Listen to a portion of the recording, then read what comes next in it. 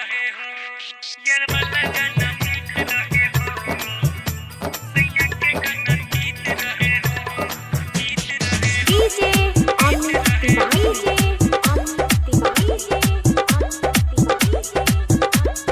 Aphar presented by SK music नई हर के यार खिलबे खेत में ले जाए के ससुर हम सैया खिलबे घरवा लगाई के यार वाला गाना मीठ रहे हो सैया के गाना तीत रहे हो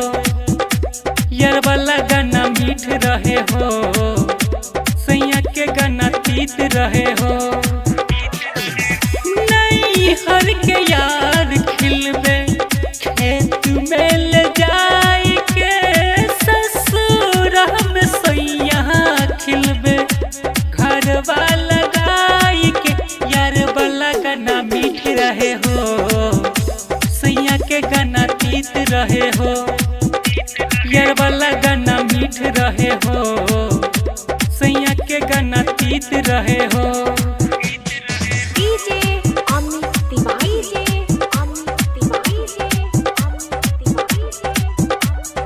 अपहर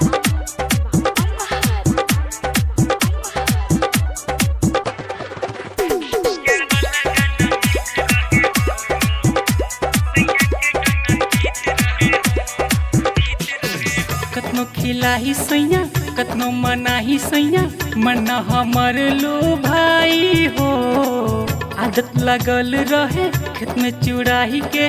घरवा में मन नहीं भरे हो कतनो खिलाही सैया कतनो मनाही सैया मन हमर लो भाई हो आदत लगल रहे खेत में चुराही के घरवा में मन नहीं भरे हो मन उबियात हमर नहीं हर जाए के यार बहक संग है खोती गन्ना चुराए के यार वाला गाना मीठ रहे हो सैया के गाना तीत रहे हो यार वाला गाना मीठ रहे हो सैया के गाना तीत रहे हो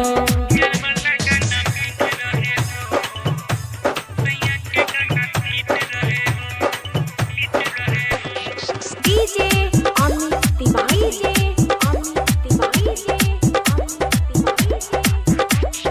अपहर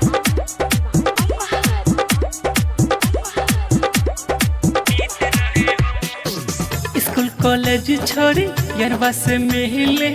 मजा खूबे हम लुटैली हो शादी के बाद भागल जीवन बर्बाद कुछ न कर अब पाबी हो स्कूल कॉलेज छोड़ी यारवा से मिले मजा खूबे हम लुटैली हो शादी के बाद भागल जीवन बर्बाद कुछ न कर अब पाबी हो याद जे आबे हमरा नहीं हर के यार के कैसे बुलाबी ससुरा